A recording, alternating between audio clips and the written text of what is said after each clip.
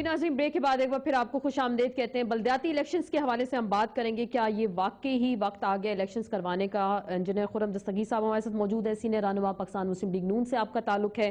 فوزیہ قصوری صاحبہ سینئر رہنما Pakistan Tehreek Insaf women wing کی بھی سربراہ ہیں۔ شرمیلا فاروقی صاحبہ پاکستان پیپلز پارٹی پارلیمنٹرین سے آپ کا تعلق ہے۔ ابراہیم مغل صاحب لاہور سے ہمیں جوائن کریں گے، تجزیہ کار ہیں، آپ کو ویلکم کہتے ہیں۔ ایاز لطیف پلیجو صاحب بھی ہمارے ساتھ ٹیلی فون لائن پہ موجود ہیں، آپ سب کو ڈسکشن میں ویلکم کہتے ہیں۔ سب سے پہلے تو بلدیاتی الیکشنز کے حوالے سے اگر ہم جاننا چاہیں، پلیجو صاحب، یہ سندھ میں جو ابھی ایک آرڈیننس جاری ہو رہا ہے، اس حوالے سے کیا کہیں گے؟ اے این پی کو نامنظور ہے، آپ بھی کہہ رہے ہیں نامنظور ہے، تو یہ بہت ساری سیاسی جماعتوں کو نامنظور ہے، تو حکومت اس کو کس طریقے سے سامنے لے کر آ رہی ہے اس وقت؟ دیکھیں جی اسما، موجودہ حکومت در حقیقت ایک کنٹینیوٹی ہے یحییٰ خان اور ایوب خان اور ضیاء الحق اور مشرف کے آمریت کی۔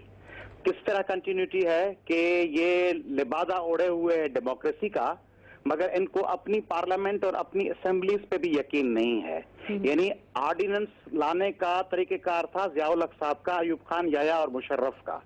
ان کو آرڈیننس لانے کی کیا ضرورت ہے؟ ہاں، اگر یہ سمجھتے ہم کہ پیپلز پارٹی اور ایم کیو ایم کے درمیان کوئی الائنس نہیں تھا، اچانک بیچاروں کے درمیان کل ملاقات ہوئی ہے، آج ایمرجنسی میں آرڈیننس لانے کی ضرورت ہے، یہ تو گزشتہ 4.5 سال سے اقتدار میں شراکت ہے، تو پھر سندھ اسمبلی میں بھی دونوں پارٹیز موجود ہیں اور پیپلز پارٹی کو اکثریت حاصل ہے، دوسرا پارٹنر ایم کیو ایم ہے، تو کیا ان کو اپنے سندھ اسمبلی کے ممبران پہ یقین نہیں ہے کہ یہ آرڈیننس لانا چاہ رہے ہیں؟ اس سے پہلے بھی آپ نے دیکھا کہ رات کی تاریکی میں بابر اعوان صاحب اور عشرت العباد صاحب نے سندھ میں 2 نظام اناؤنس کیے تھے، جس کے بعد پھر صوبوں کی تحریکیں اور ٹکرا اور قتل و غارت شروع ہوا سندھ میں۔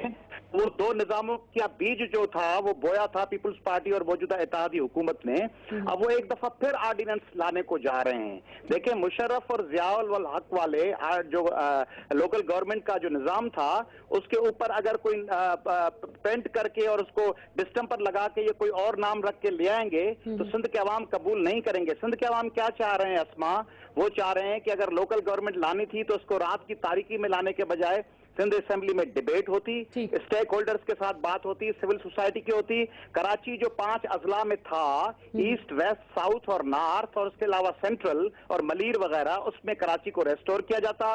حیدرآباد جس کو تقسیم کر دیا گیا 15 لاکھ والے حیدرآباد کو 4 اضلاع میں، اس کو ریسٹور کیا جاتا۔ ناظم ڈائریکٹلی الیکٹڈ ہوتے، کاؤنسلر کی منورنگ کے ذریعے نہ آتے، اور ان کو جو یہ ریونیو اور پولیس کے اختیارات دے رہے ہیں، آپ سمجھ رہی ہیں اسما، ریونیو اور پولیس جب آپ لوکل گورنمنٹ کو دے دیں گے تو کراچی آپ سب کا اور ہم سب کا ہے، سندھ کے 6 کروڑ لوگوں کا ہے، اس کی جو کھربوں روپے کی زمینیں ہیں اور اس کے پولیس کے اختیارات جو ہیں، وہ اگر آپ ناظم کو دے دیں گے، جو ناظم اپنی پیٹی پالیٹکس کے لیے اس کو استعمال کریں گے، تو یہ آپ کا اور ہم سب کا نقصان ہوگا۔ اس لیے پیپلز پارٹی داؤ پہ لگا رہی ہے کراچی کو۔ پیپلز پارٹی داؤ پہ لگا رہی ہے۔ میں ذرا خرم دستگیر صاحب سے جواب لے لوں، شرمیلا سے بھی اس کا جواب ضرور لیں گے۔ پیپلز پارٹی سندھ میں کر کیا رہی ہے؟ کیا واقعی اتحادیوں نے دباؤ میں لے لیا؟ ایک اتحادی اے این پی تو اس کی مخالفت کر رہے ہیں اور ایم کیو ایم ان کے ساتھ ہے، آپ کیا کہتے ہیں؟ کیونکہ میں پنجاب کا بھی سوال کروں گی، پنجاب میں بھی بلدیاتی انتخابات نہیں ہوئے، پہلے ذرا سندھ کا بتا دیں کہ وہاں سین کیا ہو رہا ہے اس وقت؟ ٹائٹینک ڈوب رہا ہے اور یہ میوزیکل چیئرز کھیل رہے ہیں اس کے اوپر۔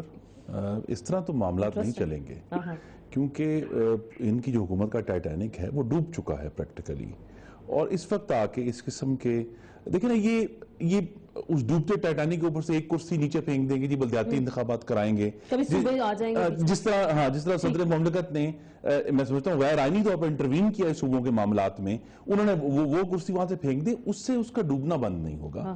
تو میری گزارش یہ ہے کہ ملک کو ایک آرڈرلی ٹرانزیشن کی طرف لے کر جائیں۔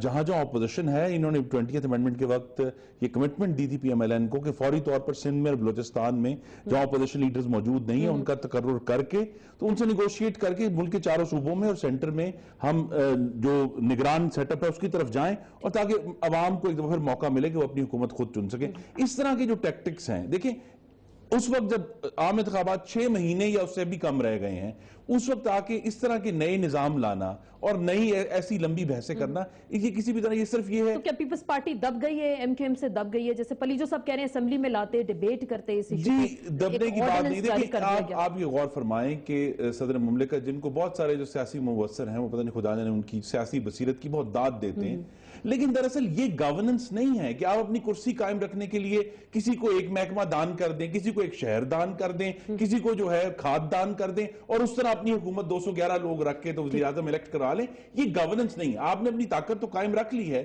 جو لوٹنے کی ایک آپ کو اتھارٹی تھی وہ تو قائم رکھ لی ہے, لیکن پاکستان کے عوام تک کچھ نہیں پہنچ پایا.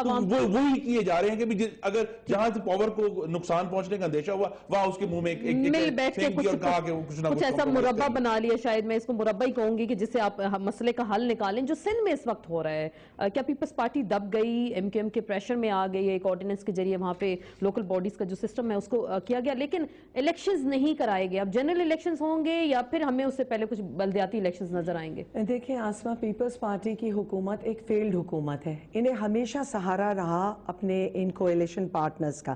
جس ٹائم انہوں نے جس دفعہ ان کی جو یہ مفاہمت کی ہسٹری ہے اس کے اندر انہوں نے ان کو بلیک میل کیا یا تھریٹن کیا کہ ہم لیو کر رہے ہیں, اور ایک دو دفعہ نکل بھی گئے اور پھر آ گئے, اور یہ گیم ریلی چلتا رہا اتنے سال تک. 2009 میں لوکل باڈیز ختم ہوئے. آپ اتنے ٹائم سے کہاں تھے, سو رہے تھے, کیا کر رہے تھے کہ آپ نے اس وقت نہیں مناسب سمجھا؟ سندھ حکومت نے لکھ کے دیا کہ جی لا اینڈ آرڈر کی وجہ سے ہم نہیں کر سکتے, قوانین آ بھی چکے ہیں ویسے, اور پنجاب میں اگست کی ڈیڈ لائن تھی جو آپ نہیں کروا سکتے. میں یہ سمجھتی ہوں آسما, دیکھیے پاکستان تحریک انصاف لوکل باڈیز کے الیکشن کے فیور میں ہے.